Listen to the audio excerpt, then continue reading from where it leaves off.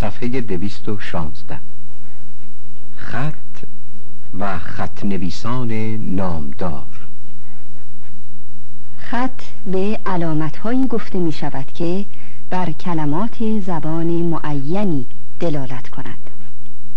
خط یکی از اختراعات بزرگ انسان است، اما این اختراع یک دفعه و به وسیله یک تن و در یک زمان انجام نگرفته است، بلکه با گذشت روزگاران دراز راه تکامل پیموده و در میان ملل عالم شکل‌های گوناگون یافته است. یکی از خطوط متداول دنیای قدیم خط میخی است. پدران ما در دوره هخامنشیان گونه‌ای از آن را که نسبت به انواع مشابه خود کامل تر بوده است به کار می بردند. این خط با 42 حرف و از چپ به راست نوشته می شده است.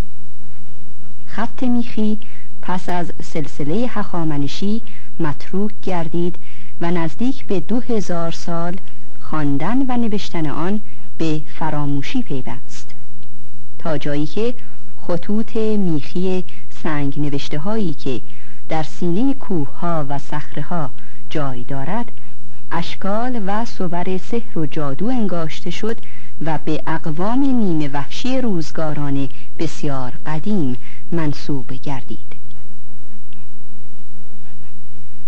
سرانجام در طی 150 سال گذشته به همت گروهی از دانشمندان این خط خوانده شد و پرده از اسرار آن برکنار رفت.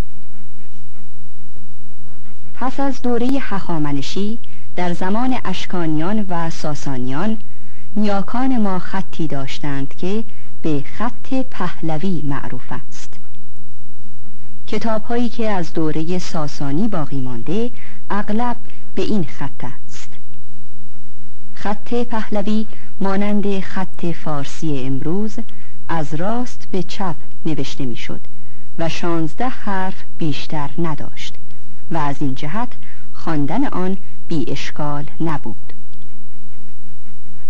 علاوه بر خط پهلوی و میخی، خط دیگری از نیاکان ما باقی مانده است که از کاملترین خطوط عالم به شمار می رود.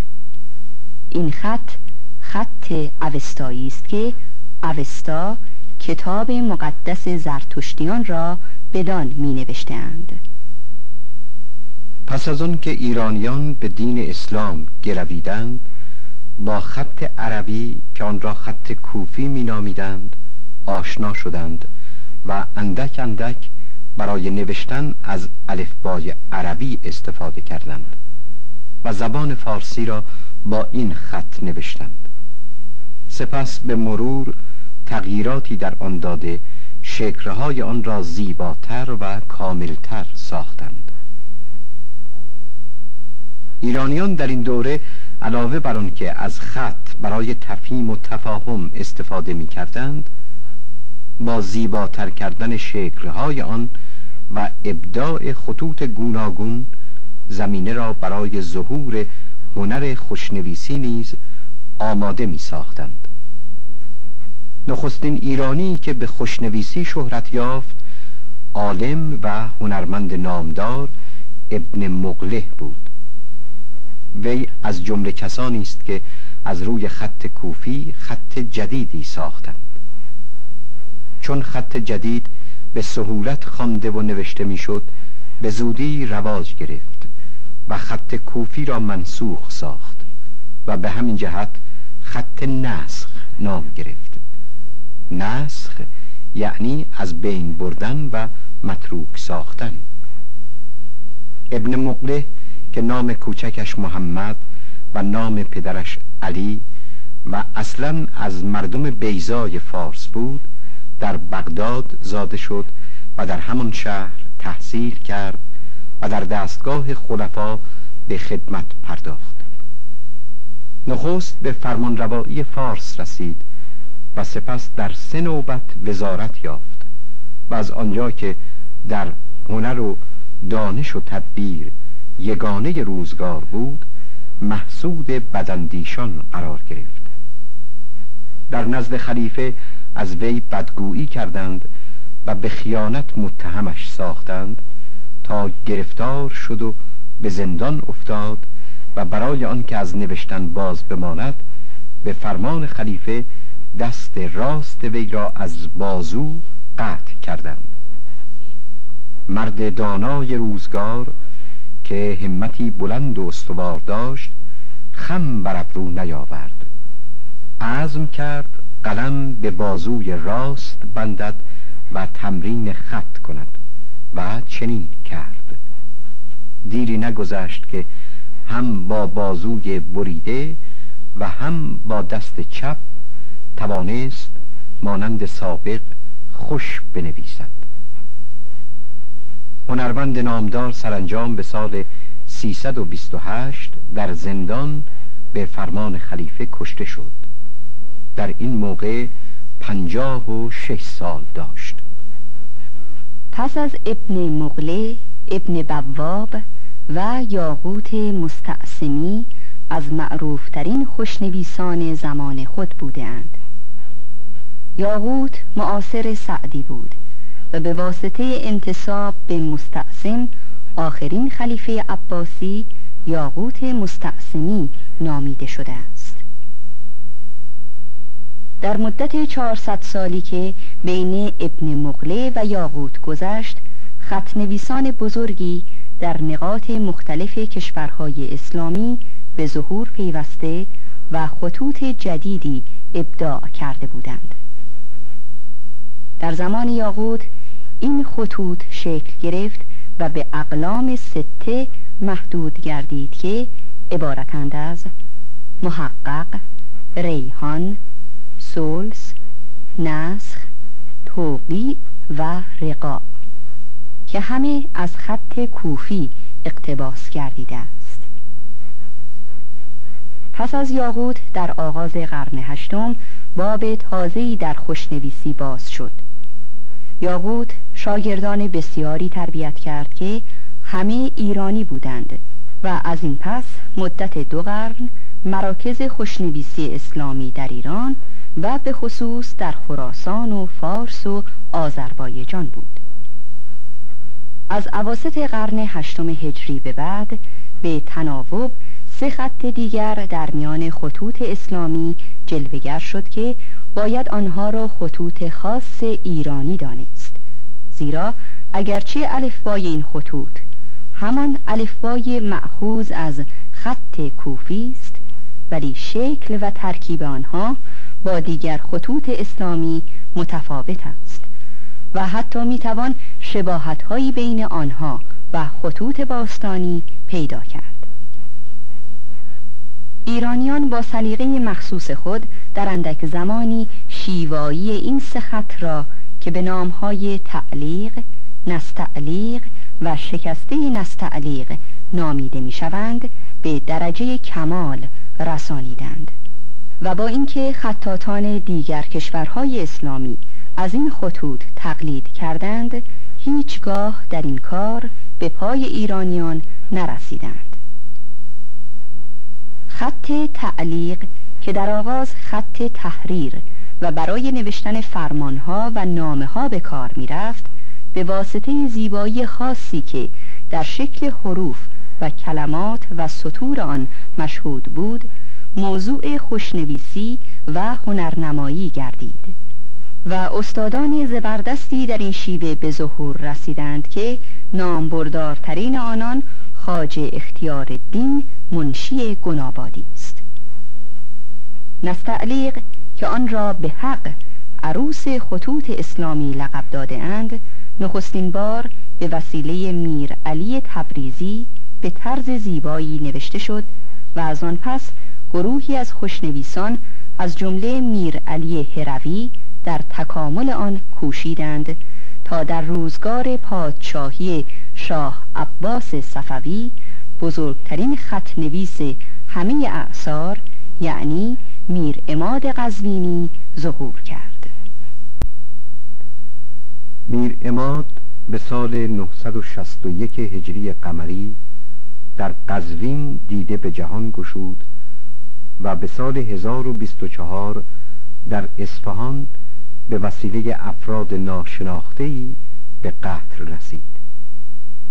دوران طفولیت خود را در قزوین گذراند و آنگاه برای تعلیم خط به تبریز رفت و نزد یکی از اساتید آن عصر هنر خوشنویسی را به کمال فرا گرفت. آنگاه سالهای دراز در شهرهای مختلف در داخل و خارج کشور به سر برد تا سرانجام به اصفهان که پایتخت بود رفت و 16 سال آخر عمر خود را در آن شهر گذراند. میر عماد بزرگترین استاد خط نستعلیق است که هنر خطاطی تا کنون به خود دیده است. او در زمان خود نامبردار شد و نوشته‌هایش کلمه به کلمه و سطر به سطر چون کاغذ زر خواهان یافت. پادشاهان ایران و هندوستان و عثمانی به داشتن قطعه‌ای از خط وی مباهات می‌کردند. در اواخر عهد صفویان سومین خط خاص ایرانی یعنی شکسته نستعلیق اختراع گردید که امروزه آن را به اسم خط شکسته می‌شناسیم. خط شکسته در آغاز با خط نستعلیق فرق چندانی نداشت. همان نستعلیق بود که برخی از حروف آن در نتیجه تند نویسی شکسته میشد، ولی به تدریج شکل خاصی به خود گرفت و از خط نستعلیق متمایز گردید. معروف ترین نویسنده خط شکسته درویش عبدالمجید شاعر طالقانی است. همچنان که میر عماد خط نستعلیق را به اوج کمال برد، این هنرمند سخندان نیز خط شکسته را تکامل بخشید و شیوایی و استواری آن را به حد اعلا رسانید. درویش عبدالمجید به سن 35 در سال 1185 هجری قمری درگذشت. خوشنویسی در قرن 12 جز در شکست نویسی و نسخ نویسی به انحطاط گرایید و راه سقوط و نزول پیمود.